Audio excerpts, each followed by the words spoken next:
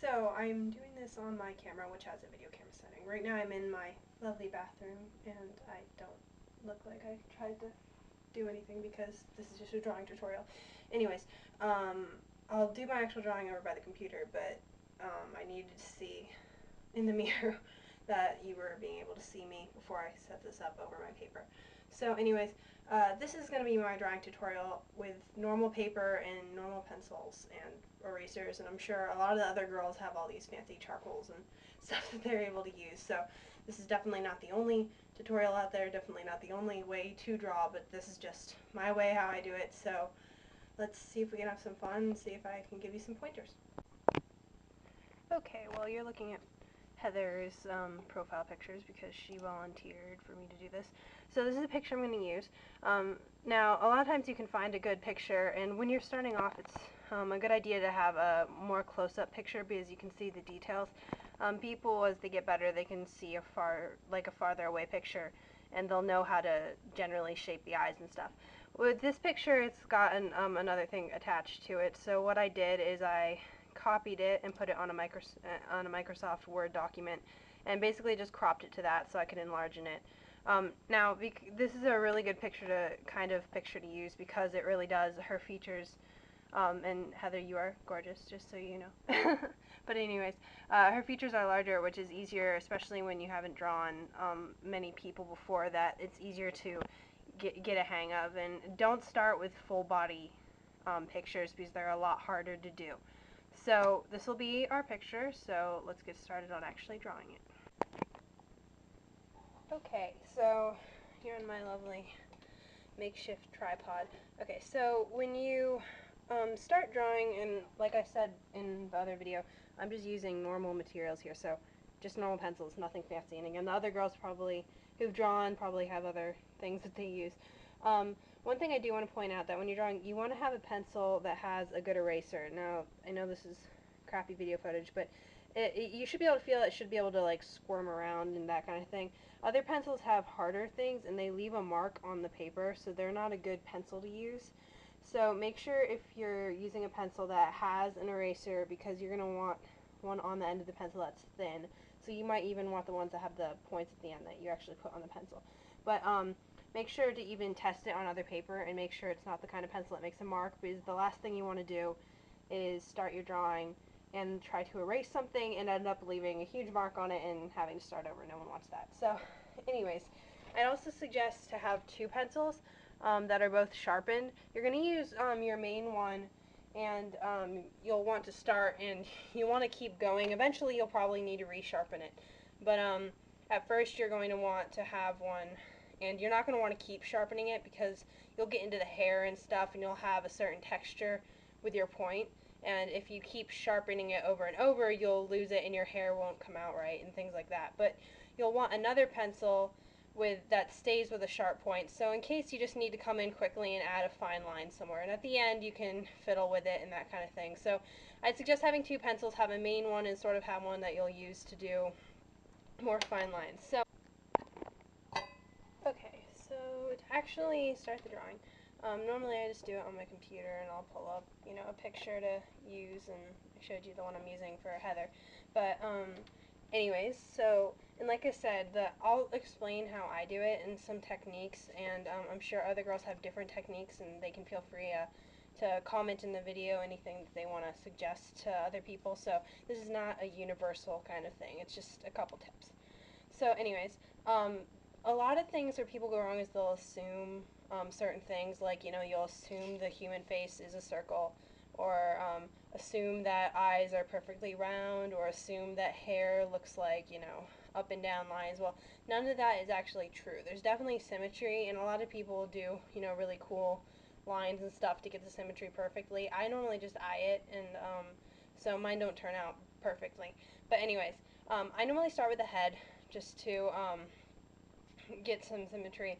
And another thing is, you can't look at your picture and be like, that looks nothing like a head, and then get really frustrated and think it's going to turn out ugly. I'm sure later in this I'll show you the part where I get that I have to keep going, because you'll like not do the eyes yet, and you'll just do the nose, or you'll just and the mouth, and you'll think this looks horrible, and yeah, it doesn't look right because the person doesn't have eyes yet. So don't get frustrated. A lot of times it looks like an alien or something until you're done with it. So we'll just go ahead and start. So yeah, like I said, I tend to do the face, and again, you want to draw what you see, not what you think you see. And also make sure you're not looking up at the picture or just at your paper too much, because if you just look up at the picture and not your drawing, then you'll think you're drawing one thing, and it ends up, no, you're actually drawing something else. So one thing when you start doing faces a lot is you'll notice they do have similar symmetry. It's not that they all look like a circle. So, but you'll notice certain things, like they tend to have the forehead is normally wider out, and then it will widen out at the cheekbone kind of thing. Um, Depending on the angle of the face too, that'll change. Everyone has different chins too, which I know this sounds kind of weird, but that certain people will have more pointed chins, certain people will have rounded chins. Some people the chin just sort of blends in. So you just there's certain things that you can take for granted and will help you when you're drawing different things to be like, oh, I know how to do the chin structure, yeah, but there's certain things that will change a little bit. So that looks like a general chin, but then it's a slightly different because it's a different person. So and with all of my pictures, I'm just starting out with this. A lot of times I will always come back and add something to it. It's really good just to have something. And don't get overwhelmed by seeing a blank piece of paper. You just need to go and you just need to start. With everything, you just have to sit down and just start it for something. So also, the hair is coming down here, so a lot of times it's good to start with one thing and not add everything else. If you're doing the hair and you just add like the swoop right here, later on you'll realize the part's somewhere else and it just doesn't fit right. So a lot of times you have to take it chunks by chunks and not just try to do things in a row. Don't go from like up down or something. Start with different features, like do the face and then the hair and then the body and then go back in and fill in the face, stuff like that. Don't just do like forehead, eyes, nose, mouth down, because you'll get frustrated and all the symmetry will definitely get knocked off from that. So that's kind of your starting point. That'll look like that. Now, again, because Heather is in a certain pose, this is what her face looks without anything else. It's going to change from person to person, but just want to show you it's definitely not a perfect circle. So that's definitely what you should start with is try to get each unique feature on the face itself. Okay, so with the facial structure, where I tend to go next is adding the basically like the neck to shoulders kind of area. That's normally as far as I ever go with my pictures. Um, Other people are better doing full body. I haven't really learned that kind of human anatomy kind of thing. So in this picture, Heather's wearing a scarf. So I'm trying to do this again. It's really easy to get discouraged because when you start doing something, it doesn't look like what it does in the picture, and that is one thing that you're gonna have to tell yourself is that you're drawing a picture and you're drawing it, so it's not gonna look exactly like it does in the picture in front of you.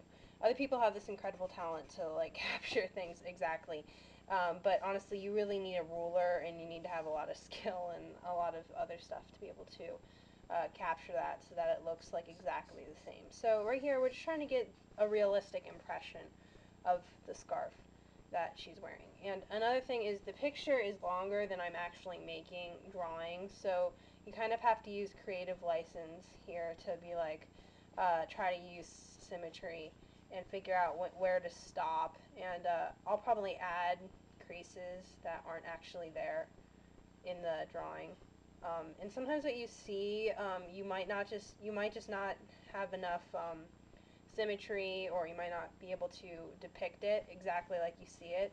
Like with a scarf, you're trying to get folds in, and you might not be able to do that perfectly, but you might be able to do a different kind of fold and still get the same kind of angle idea. So it might turn out that you might just take some creative license and change the way the scarf looks a little bit. So like where I'm putting the folds, I'm trying to basically outline where they are, but I'll add different things to give it structure and make it look scarf-like. So it's not exactly what it looks like on her, but it will still look like a scarf. Hopefully. We'll see how this looks when I'm done. And you can always go back and add more stuff. It's really just trying to get symmetry and a point to work with. And it gets a lot easier the more of the drawing you have. So don't give up and just keep working with it, because it really does bend its way towards what you want it to look like. And it's really hard when it's just blank that you feel like, oh, how am I going to get there? You know, it's hard to be at the starting point and not see the finish line. So the more you work at it, you'll end up seeing where it's going to end, and by that time you'll have something that you actually like. Because right now that doesn't look like a scarf. So it is a hard thing to work at, but you'll get there. So I'm going to turn off the video and finish doing this, because it'll get boring if you just watch me highlight the scarf, so you can see it when I'm done. Okay, so I did the scarf, and then I added her sleeve over here. And okay, so one thing also is, while you're watching this tutorial, I'd suggest having this picture up. I'll post it along with my tutorial, so then you can copy it if you want. But that way I'm not having to zoom up and down so you see the picture as opposed to my drawing. So it would probably be pretty helpful to have the picture up so you can look in between. But I did the scarf, so, and again, like I said before, you really can have a lot of creative license when you do this. This obviously does not look exactly like, I'll zoom up for just this part, her scarf.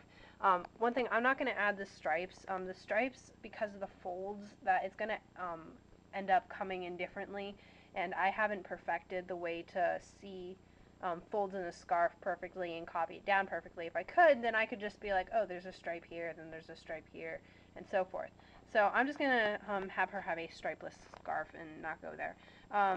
And with this is you can learn how to do folds. You know, certain folds will have the shading on here and that kind of thing, and you can add texture.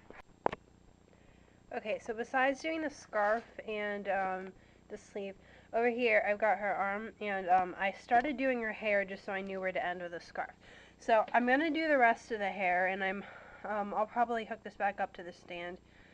Yeah, look at this. This is my expertise. I use my violin stand as a tripod. So I just want you to notice one thing, because I'm going to shut off the camera so you don't have to watch me do all of her hair.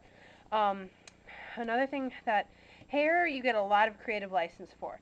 But one thing that you should know is that it's not all one chunk, okay? So hair, when it lays down, it comes in a lot of different chunks. So like over here, there's a big one sweeping down. Over here, there's going to be a part. So I'm going to swing you up to see the picture so I can use this.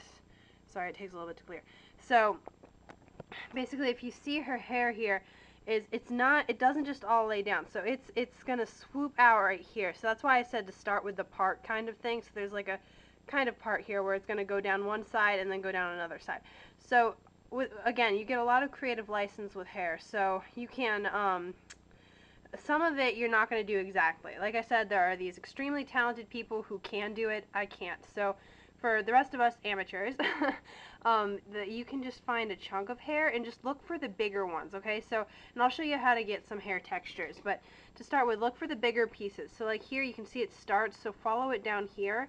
So that's a good thing to do, to be like, this is how big it is, how big will it be in my actual drawing, and then do that as a starter. Then come down here and think, from here it's got another swoop right here.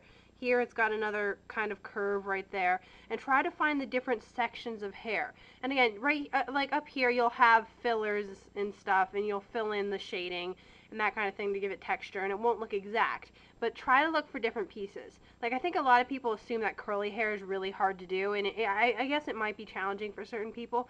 For me, sometimes when the hair is curlier, it's easier for me, because then you can find a lot more shape into it, so you can be like, oh look, there's a big curl, and then you've got 3 curls in a row, and it helps you give it more volume and that kind of thing.